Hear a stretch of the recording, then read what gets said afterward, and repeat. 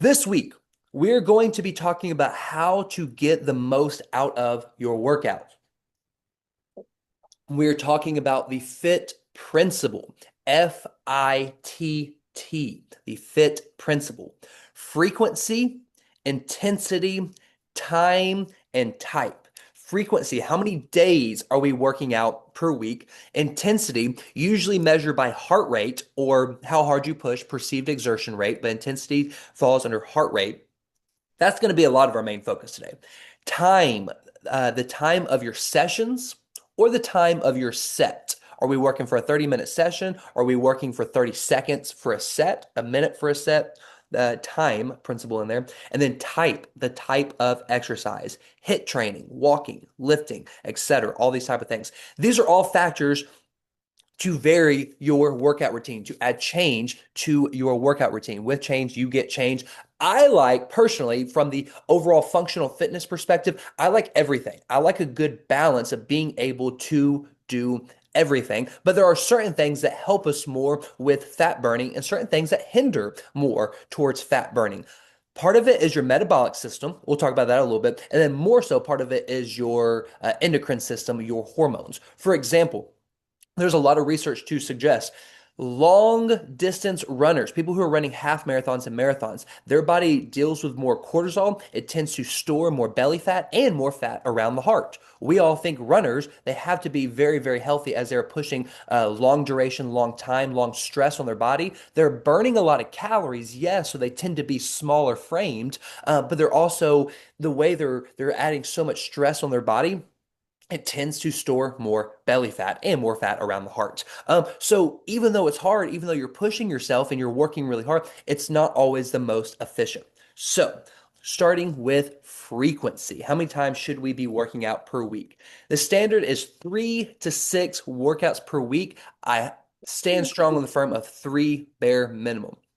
And we can talk about the science between it with all the exercise and everything like that. But it's also very important to realize the mental strength that it takes to get at least 3 consistent workouts every single week. And not throwing in shade on anybody, I swear, but even weeks like snow weeks, even weeks when we are have all these excuses and reasons not to, people are traveling and still getting in workouts. There are always ways to do it. You need to figure out a way that works for you. If it's in your hotel room, if it's some people, I've seen them literally have a yoga mat in their hotel room, and that's all the room that they have. They have no other room, and you can still make it work. So there's a mental strength aspect to getting in at least 3 a week. But 3 to 6 is recommendation. They should be challenging to count them. For example, road to recovery is a great workout. A 30-minute walk is a great workout. I am encouraging you not to count those towards your 3.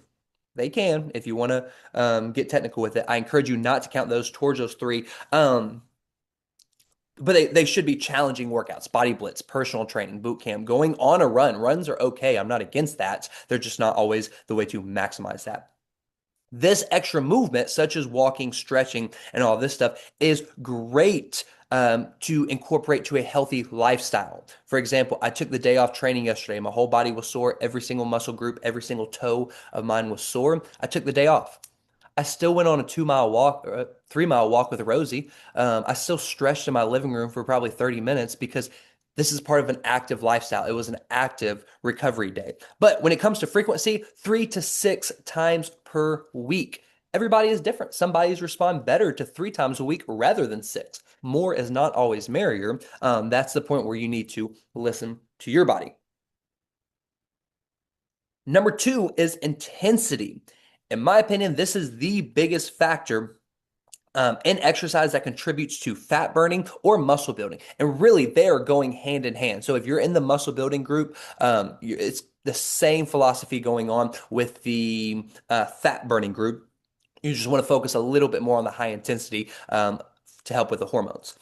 When it comes to intensity, typically measured through heart rate or perceived exertion rate. Heart rate, we can measure. Perceived exertion rate, you just kind of decide a scale of 1 to 10, how hard am I pushing?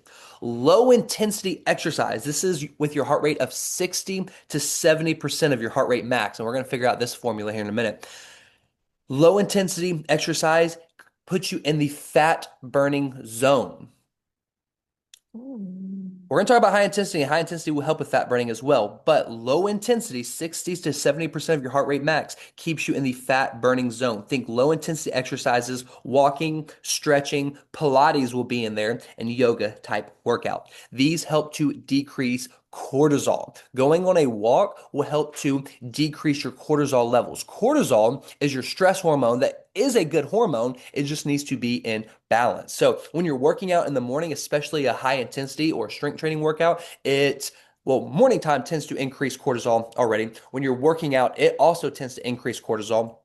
Sunshine in the morning increases cortisol. It helps you balance it, but we want to keep it balanced. We don't want to live a high stress life. If you're working through a run, let's say an hour long run, that's maybe 6 miles at a time.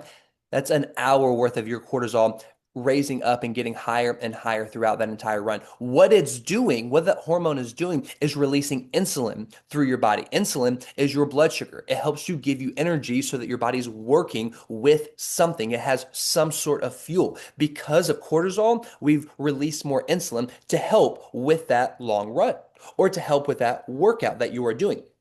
But low intensity exercises will decrease cortisol, which also means decrease insulin, which also means decrease blood sugar going through your body. Increase insulin, increase blood sugar, stored belly fat if not used. That's why we can't just do high intensity exercises all day, every day, because you're constantly spiking up that cortisol. You're constantly releasing blood sugar through your body. You're not going to use it all, and then you're going to store it. That's the concern. And that's why we want to add in low intensity exercises. Pilates would be that for our classes. Road to recovery would be that for our classes. Bar, maybe, maybe not. That's kind of pushing the limits. You might be towards that 70, maybe 80%, just because it is a little bit more fast paced. But going on walks, think about family walks. How valuable is family time, period, but especially going on a walk with your family, husband, wives, kids. It's a time to sit there and talk about the day, just to get movement in and to see how they run around and act goofy and just be fun. The second factor when we are focused on intensity is high intensity interval training. There's a difference between high intensity training and high intensity interval training. High intensity training is not bad. It can easily be overdone. That's where we want to be careful. We don't want to overdo the high intensity training. High intensity interval training gives your heart rate a chance to come down. So it spikes your heart rate and then it lowers it during the workout. It is a way to maximize fat loss and testosterone and human growth hormone. So true HIIT training, you're working for about 1 and resting for 2. So think burpees for 20 seconds, resting for 40 seconds, or burpees for 30 seconds, rest for 15. Then you do a plank for 30 seconds, rest for 15. That's still within that same category of HIIT because burpees get your heart rate up, plank lets it lower. Resting in general lets it lower. But us as coaches, when we write workouts for the week, a lot of the time we give low intensity exercises after high intensity exercise in class so that you're still working while resting. Does that make sense? I know it's kind of complicated. Give me a little head nod, thumbs up, something. Perfect. So HIIT, you have to spike the heart rate and give it a chance to come down. 1 to 2 work to rest ratio, 1 to 3 sometimes, making sure you do get plenty of rest time. This helps to burn carbs while you're in the workout. So it's not a fat burning workout during afterwards. It leaves you in that fat burning zone for a whole lot longer. And that's where a lot of the benefit comes with HIIT. You burn more calories, which people have been focused on for a long time. There's some value in that. But we're also now focused on burning more carbs during and more fat afterwards. But we're also getting a lot more done in the workouts. We can get more strength training. We can get more functional training. We can work on those larger muscle groups a little bit more. But we're maximizing testosterone. Women, I don't know if y'all know, it is said to be the more so male hormone. Testosterone is the most abundant hormone in the female body. And the males is too, but the male it should be a whole lot higher, and a whole lot higher in the ratio of it. But overall, testosterone is extremely important for men and women. Human growth hormone is another one that goes hand in hand with testosterone that HIIT training helps to increase. That high intensity interval training helps to increase. Um, Risk factors, it does increase cortisol for a small part of the day. Just don't overdo it. I would not recommend HIIT training, true HIIT, more than 3 times a week. Body Blitz, we do a lot more strength training, which is kind of in that in between. It doesn't necessarily fall in the low intensity. It doesn't necessarily fall into the HIIT category. Strength training is kind of there in between, but we know that it is one of the most efficient in increasing muscle mass, which is part of our goal, to help our body burn more calories at rest. It's going to go towards the fat calories at rest. Also, if you're in the body fat percent group that you're trying to decrease body fat percentage is a formula, meaning if your muscle mass goes up and your weight stays the same, your percentage automatically goes down. That's just mathematics. It automatically goes down. So if you are gaining more muscle mass, you are naturally losing body fat percentage naturally. So HIIT training does increase cortisol. We don't want to overdo these. I would say 3 times a week tops. But strength training is going to be those extra few days, and we can obviously get strength training in the mix there. It's only HIIT, a true HIIT, if your heart rate gets too low. A lot of stuff there. I'm going to go over the formula here in a second. Does that make sense between the low intensity value of it compared to the high intensity value? Yes and yes? Mm-hmm. Perfect, perfect. Let's get out a little pen and pad. Here is the heart rate reserve formula. Here's how we're gonna figure out where to shoot your heart rate. When we get, I'm mainly focused on low intensity here for the heart rate section. But when we get to that HIIT section, HIIT, you're usually getting your heart rate usually about 80 to 90% of your heart rate max. Sprints, we'll talk about in a second. That's really where you get to 100% intensity. So, HIIT, you're going for about 80 to 90% of your heart rate max.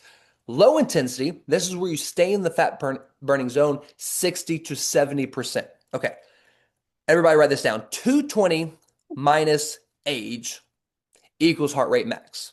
You can plug your age in there. That's how high your heart rate ever should get. Should get, but some of you are much more trained than this formula takes into account for.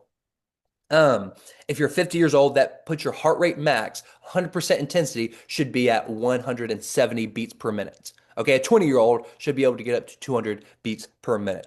This is not perfect, but it is the universal, everybody agrees on formula for heart rate max. You take that number and subtract your resting heart rate. If I can see your face, give me a head nod, yes or no. Do you know your resting heart rate? Yes or no? I think so. Cool, cool.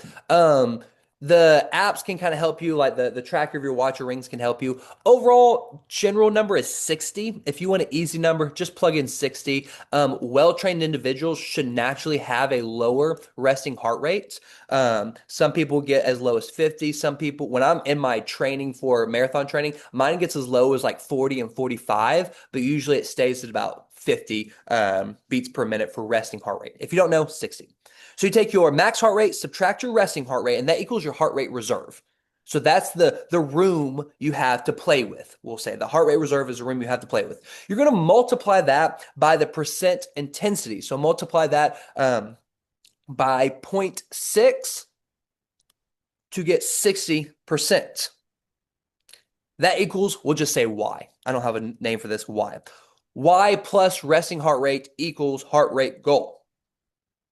So I'm going to go over this again with numbers for a 50-year-old. 220 minus age, 50, equals 170 for that person. 170 minus resting heart rate, 60, we'll just take a good guess and say 60, would equal 110 beats per minute. That's the reserve that we have. We take that 110, multiply it by 0.6 for 60% of our intensity, and that is 66. You add that to your resting heart rate, 66 plus 60, 126 beats per minute. Does that make sense? Mm-hmm. Perfect, perfect. What is it? What is this giving us? Great question. This is getting you your heart rate goal for fat burning. So if you're going on a walk and you're checking your watch and you're way above that 120 number, maybe slow it down a little bit. Maybe practice breathing a little bit more through your nose. I was on a walk yesterday and my hands were on a stroller, so I wasn't swinging my arms and I was going slow. It was icy and it was hard to push a stroller through and all that. So my heart rate was a little bit lower. I'm like, I want to be in the fat burning zone. I'm going to push a little bit faster as I'm walking. So as you're going on a walk or if you're going through stretches, this is the fat burning zone. 60% to 70%. That 0.6 is where we decided the intensity for that. Uh, but take all those numbers, replace zero point 0.6, you don't have to do this math now, with zero point 0.9, and that's how high your heart rate should get in a high intensity interval training class. So again, for example, 220 minus age, 50, would equal 170. 170 minus resting heart rate, 60, would equal 110. 110 times, let me get a calculator up, 110 times zero point 0.9, that would be 90% of your heart rate max would equal 99. We add that to your resting heart rate so that we can get, or working on that percentage lifted from your resting. That would equal 159. So if you're 50 years old and you're in class and you're pushing at 90% intensity, your heart rate's going to get up to about 159, 160 beats per minute. That's intense. That means you're pushing at about 90% intensity. If you really want the benefits from a HIIT, you have to give it time to come down. If your heart rate just stays elevated the whole workout class, aka box and blitz is one of those classes. I know not all of y'all are big box and blitz people, but that pretty much just gets your heart rate up the entire time and kind of keeps it there the majority of the time. That's good every now and again, but we don't want to overdo that high intensity training, taking out the intervals. Are we good there with the formula? I'll do what Ed did last time. And I'll email it out. Ed asked me to email these out last time, and I'll do the same. I'll email my notes if you can read them, but the formula I'll make sure to put in there so that we can use that. Even then, it is a formula to help us figure out how hard we should push.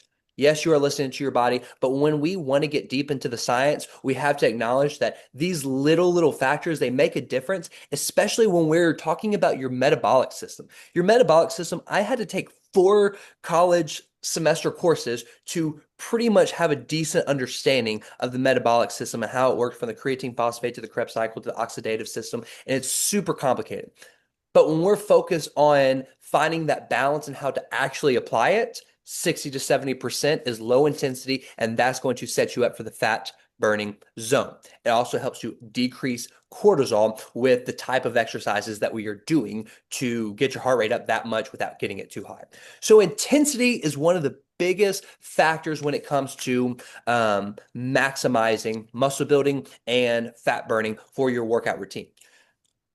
You have put PT squared responsible of your workout routine. We care about these things. We're focused on these things. We're already implementing a lot of these things. The thing about it, you also have to do your part and do extra stuff on your own.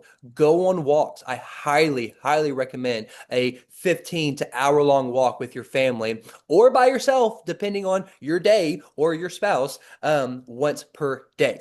Sometimes Olivia and I will go on walks together and we'll just talk the whole time and have a good time and talk about things we need to do, things we're thinking about, things that we've wanted to talk about that we've just put off. Sometimes we walk and we don't say a word to each other, not for any reason. We're just enjoying the day. Sometimes she doesn't want to go and I want to go. Well, I'll do it. No hard feelings.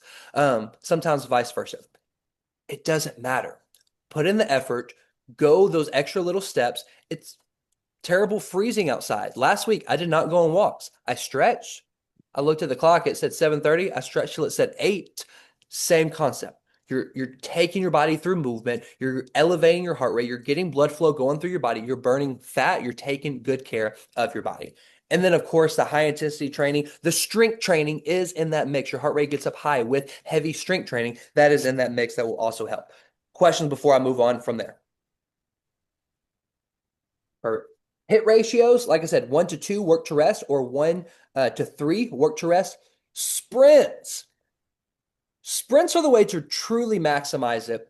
Sprints are hard on your body, and there's a few ways to do sprints. We typically don't do them in our training here for the simple sake of time. It takes a lot of time. Your work to rest ratio with sprints is 1 to 7 to 1 to 10.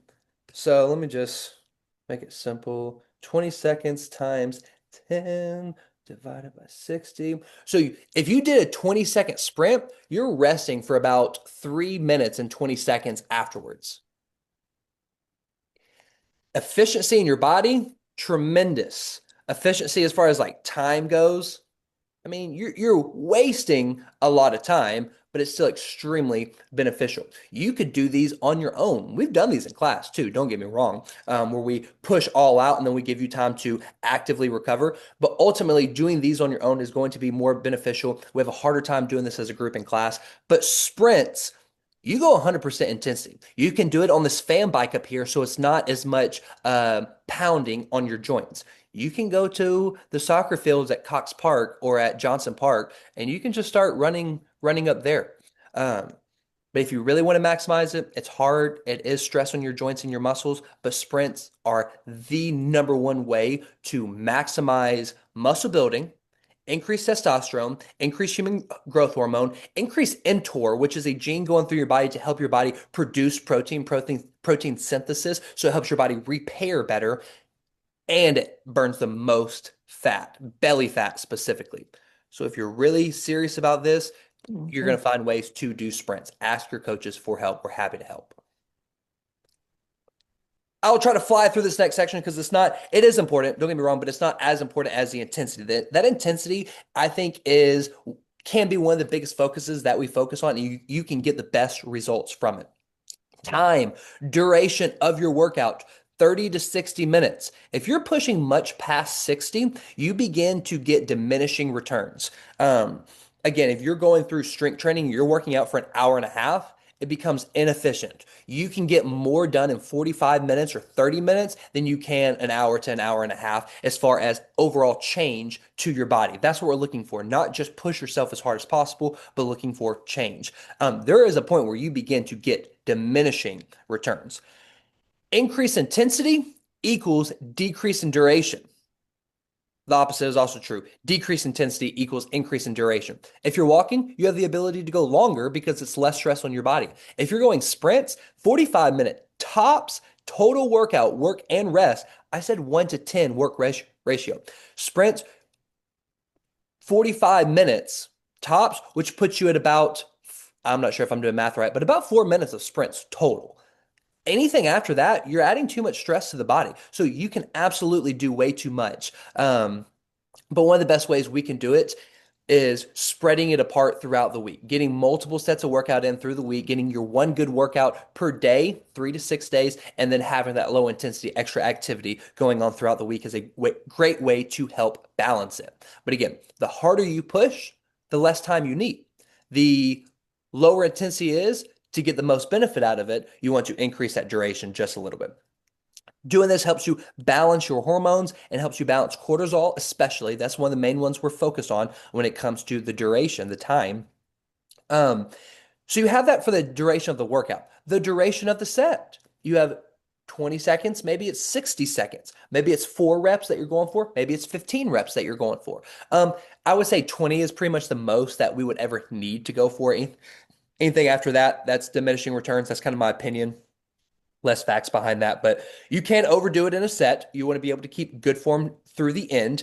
That's a good sign that your muscles actually are functioning properly. If you're doing bicep curls and you can't do any more, and then you just keep on doing more, your biceps aren't working, your shoulders or your low back begins to work. So we want to make sure we're doing things correctly with that set and not overdoing it.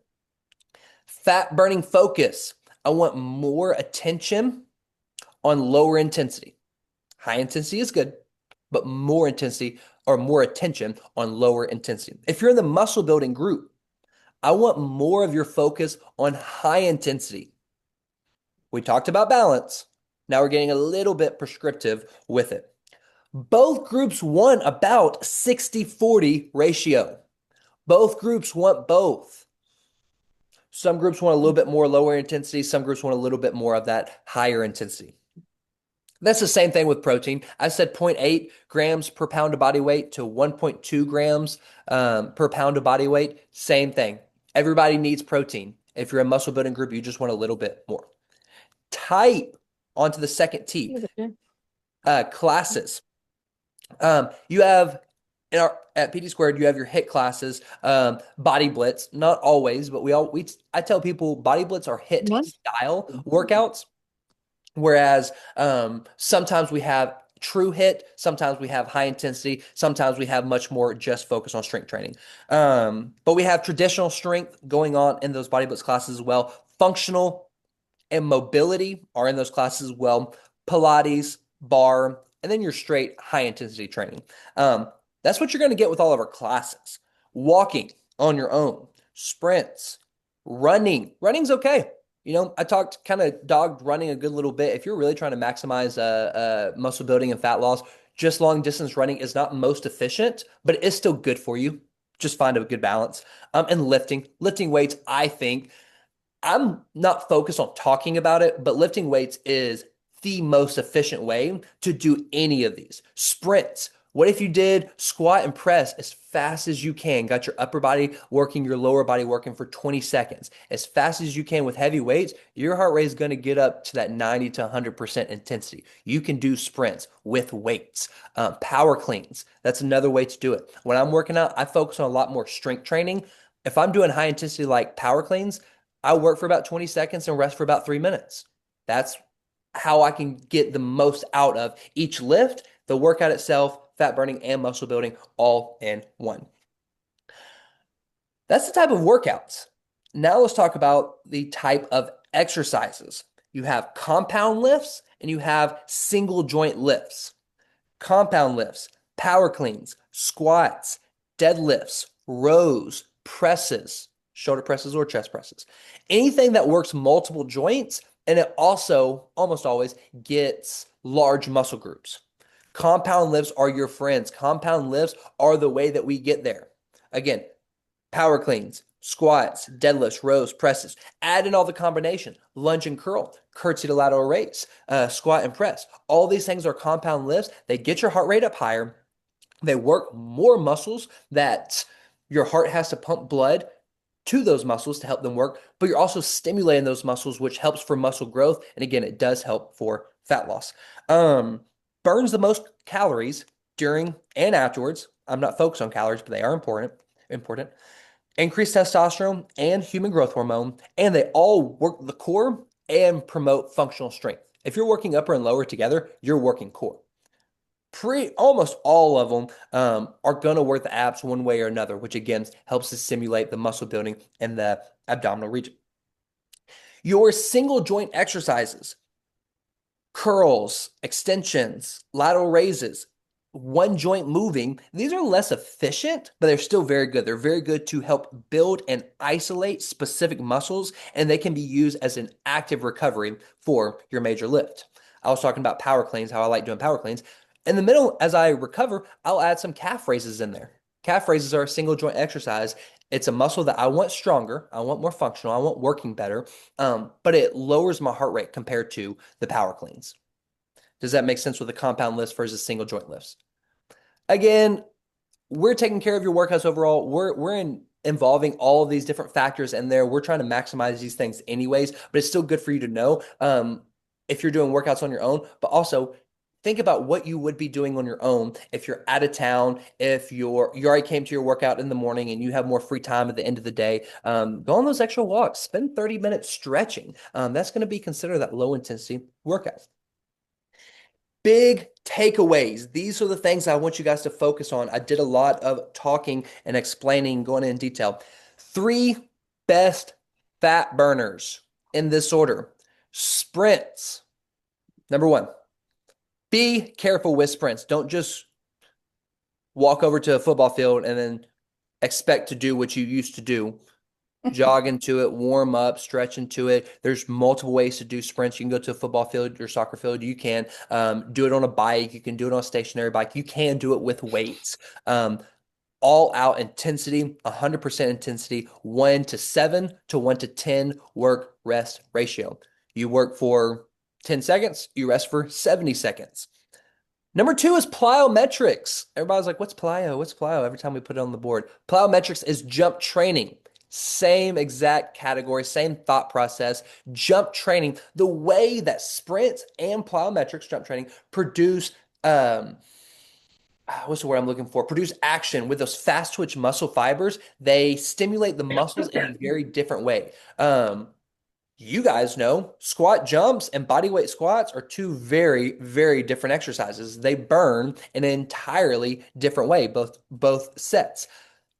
The way that plyometrics jumps training fast twitch muscle fibers, the way that they burn your muscles out, it's not about the burn, it's about the power being produced.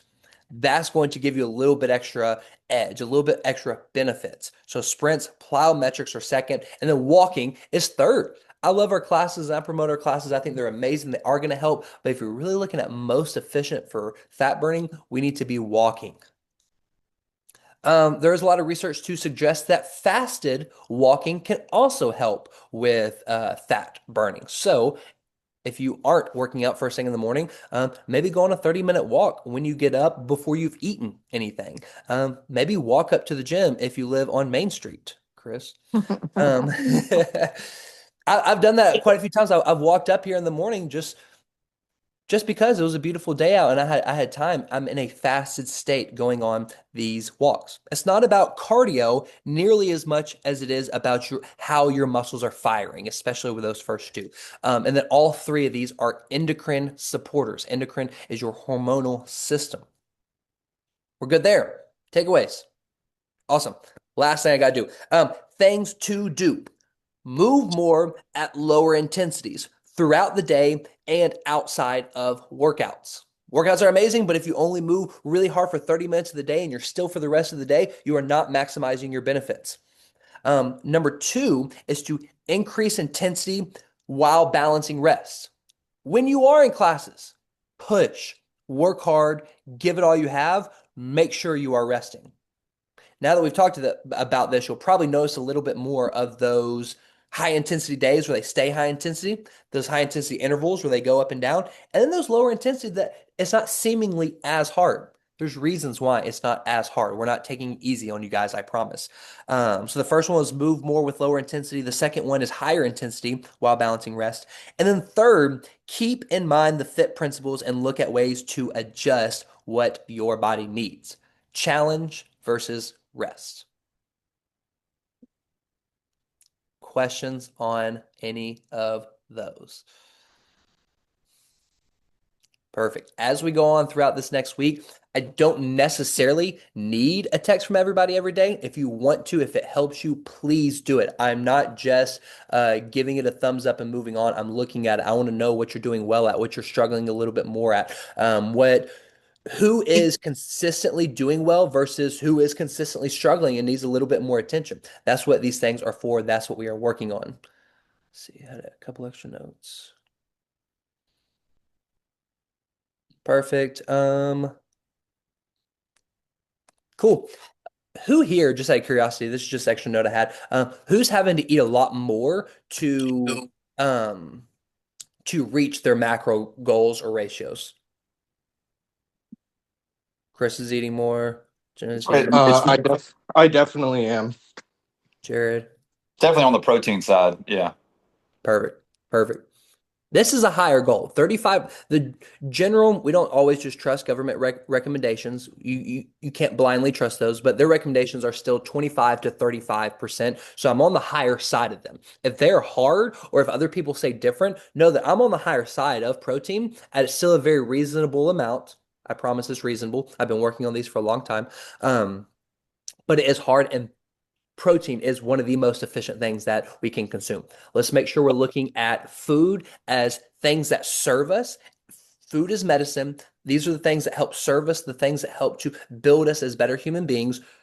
Ultra processed food are products that we eat that don't serve us. Are they forbidden altogether? No. But if they're going to completely throw off your ratios to where they look like crap, rethink it. Rethink it. I eat sweets, I eat junk. I usually do, lately especially, I do a protein shake right before or right after. Or I will minimize when I'm doing like low carb for lunch and breakfast so that I can have that higher carb at night and splurge. I'm not recommending doing that to cheat every day, but let's be smart when we do it. Anything else you're struggling with or want a little bit more attention on before we head on out of here? Perfect. I appreciate you guys. Y'all keep texting me. If there are any more personal questions, you have my number. We'll stay in communication. I'll see you guys next week.